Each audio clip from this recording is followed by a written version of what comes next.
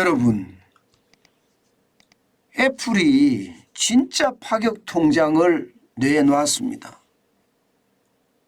예, 이게 저축 계좌를 하나 내놨는데요.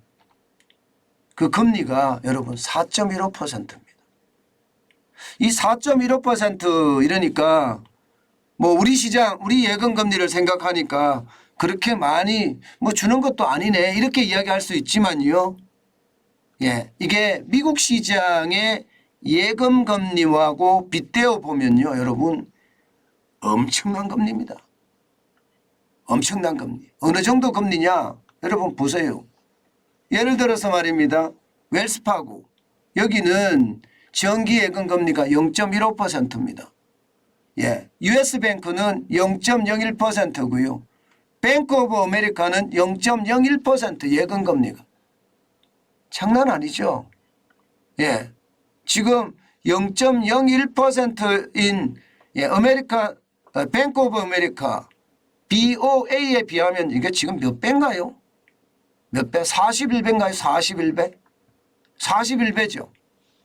41배짜리를 지금 주겠다는 거예요. 예, 애플 저축 계좌가 말입니다. 미국의 전체 평균 정기예금 금리는 0.37%입니다. 우리하고는 개념이 좀 다릅니다. 미국은요, 예금에 대한 것보다는 투자를 해라. 그래서 투자은행이라고 이름을 붙이잖아요. 우리처럼 말입니다. 신한은행이나 국민은행이나 예대 마진을 가지고 이렇게 장사를 별로 안 합니다. 이들은요, 돈을 받으면 그 돈을 가지고 투자합니다. 투자해서 투자 이익을 내서 은행의 마진을 키워가는 그런 구조로 되어 있기 때문에 우리나라하고 구조는 사뭇 다릅니다. 그런 차원에서 보면 지금 애플 저축 계좌 4.1% 계좌를 주겠다는 것은 여러분 파격적입니다. 평균보다도 10배가 더 많잖아요. 10배가. 예, 지금 이것을 생각하면 말입니다. 야, 애플이 미쳤네. 뭐 이런 생각을 할 수밖에 없습니다. 그런데 이게 자세히 들여다보면요. 이게 생각이 굉장히 달라집니다. 왜 달라지느냐. 애플은요. 어떻게 생각하면 이 스마트폰 안에다가 지금 모든 것을 집어넣고 있습니다. 심지어 이제는 저축 계좌까지 집어넣고 있는 거예요. 예, 저축 계좌까지. 여러분 한번 보세요. 지금 스마트폰 안에 얼마나 많이 넣는지 말입니다. 지금 이제 고금리 저축 계좌가 하나 나왔습니다. 성구매 후지불하는 단기 대출에 대한 어떤 계좌도 만들어졌고요. 신용카드, 애플카드가 있고요. 또 애플캐시, 예, 개인 간 송금을 하는 것도 있고요. 애플페이, 모바일 결제도 있습니다. 예, 애플 월렛, 디지털 지갑입니다. 지금 애플은 말입니다. 어떻게 생각하면 디바이스라고 이야기하는 스마트폰을 만드는 회사가 아니라 점점 금융회사로 발전돼 가고 있다는 겁니다. 굉장히 파격적이죠. 굉장히 파격적입니다. 게다가 말입니다. 이 연 4.5% 고금리가 다가 아니에요. 예를 들어서 말입니다. 예를 들어서 애플 카드를 사용한다. 그러면 최대 3%의 애플 캐시를 줍니다. 최대 3%. 이처럼 말입니다. 지금 예, 애플은요 뭔가 제조도 제조고 스마트폰 판매도 판매지만 이게 금융회사 내지는 서비스 회사로 거듭나는 모양새를 지금 보이고 있습니다. 야, 이것을 보면 진짜 놀라운 거예요. 고금리 저축계좌가 4.15에다가 예, 애플 카드를 쓸 때는 3% 캐시까지 준다고 이야기하는데 최대 금액은 25만 달러입니다. 25만 달러가 3억 3천만 원인데 이것은 예, 예금자 보호 한도 금액이죠. 한도 금액까지만 주겠다는 거예요. 한도 금액까지만. 더 이상을 하면 안 된다. 뭐 이렇게 지금 이야기를 하고 있는 거죠. 이것은 어쩌면요. 금융시장의 일대의 반란이라고 해야 되나요? 파란이라고 해야 되나요? 반란보다는 파란이 더 가깝겠죠. 예, 금융시장의 파란을 일으키기에 충분합니다. 4.15라는 그 금리 자체가 말입니다. 이미 시장에서는 뭐 말이 엄청나게 많아졌으니까요. 심지어 애플 카드까지 쓸 때는 지금 데일리 캐시까지 주니까 애플은 굉장히 빠른 속도로 변해 갈 거다는 게 지금 시장의 예측입니다. 그러니 여러분, 애플은요 앞으로 얼마나 어떻게 성장할지 여러분들이 보기에도 놀라운 일이지요.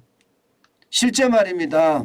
애플은요 전체 매출액 대비 금융 서비스 비중이 2022년 기준으로 19.8%까지 올라갔습니다.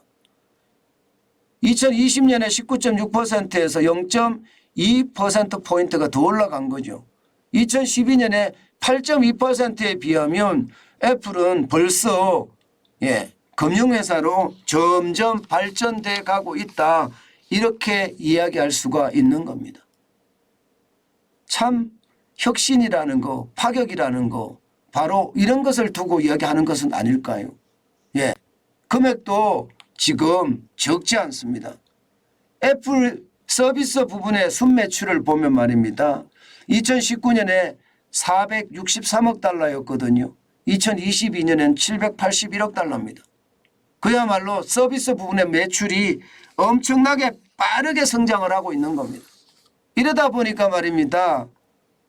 워렌 버핏은요, 투자의 기재라고 하는 워렌 버핏은 애플에 대한 어떤 지금 비중이 굉장히 높습니다. 38.90%예요. 뭐 제가 여러분들에게 늘 말씀드릴 때 삼성전자의 비중이 40%를 넘었으면 좋겠다 하는 것과 좀 비슷하지요. 물론 저는 워렌 버핏의 책을 다 읽어보고요. 워렌 버핏이 어떻게 하는지를 계속 지켜봐 왔기 때문에 그런 말씀을 제가 드리는데 보시는 것처럼 애플의 어떤 혁신이 결국 말입니다. 결국 매출을 늘리고 또 시장의 파이를 키워가고 그것은 결국 많은 투자자들의 어떤 호응을 받을 수 있는 그런 요소가 아닐까 저는 다시 한번 생각을 해봅니다. 왜 워렌 버핏이 40% 가까운 비중을 애플에 투자할까? 그것은 바로 혁신이었습니다. 물론 우리에게도 이런 기회가 올까요? 애플 파격 통장에 우리가 저축할 수 있는 기회가 올까요? 올 수도 있겠죠. 시장이라는 것은 미국 시장에서 이미 일어나고 있으면 언젠가는 우리나라 시장에도 오잖아요. 그죠? 지금 우리나라 시장은요. 예금금리가 4% 아래예요. 대부분의 예금금리는 기준금리가 3.5%인데 3.5%보다가 낮은 경우가 많습니다. 예금금리가. 이게 관치금융의 어떤 모양새를 나타내는 건데요. 어쨌든 지금 금리 자체는요. 우리가 굉장히 낮고요. 만약에 이렇다면 애플 계좌가 만약에 터진다 이러면 많은 사람들이 나 애플 계좌 들어갈래 이렇게 이야기할 수도 있다는 겁니다. 미국 시장에서는 이렇게 되면 아마 시장의 어떤 파격 굉장히 가져올 거예요. 문제는 이제 저축이 많이 들어왔을 때 저 자금을 어떻게 운영하느냐는 애플의 능력인데요. 우리나라 같은 경우는요. 산업자본이 금융자본을 지배하지 못하게 되어 있습니다. 유일하게 산업자본이 금융자본을 지배하는 곳이 아마 카카오뱅크가 유일할걸요. 대부분의 이게 산업자본이 금융자본을 지배하는 곳은 없어요. 카카오뱅크가 유일할 겁니다. 우리나라에서. 그건 그 외에는 다 산업자본이 금융자본을 지배하지 못합니다. 때문에 삼성전자가 애플처럼 저렇게 과감한 혁신을 달성을 할지는 잘 모르겠습니다. 뭔가 혁신이 일어나면 또 가능하겠죠. 그러나 쉽게는 그렇게 되지는 않을 것 같다. 오히려 뭐 삼성 죽이기라고 이야기하는 뭐 보험회사법 있잖아요. 보험업 개정법인가요? 그런 것을 보면 오히려 더 악화되는 게 현실인데 지금 미국은 뭔가 달라지고 있죠 또. 특히 애플은 파격적인 변신의 귀재라고 이야기할 수 있습니다. 저는 늘 말씀을 드리지만 파격이라는 것은요. 자칫 잘못하면 파멸을 부를 수도 있지만 잘하면 이게 혁신을 이룰 수도 있다는 것. 그것은 굉장히 중요한 우리의 열쇠가 아닐까 저는 다시 한번 생각해 봅니다.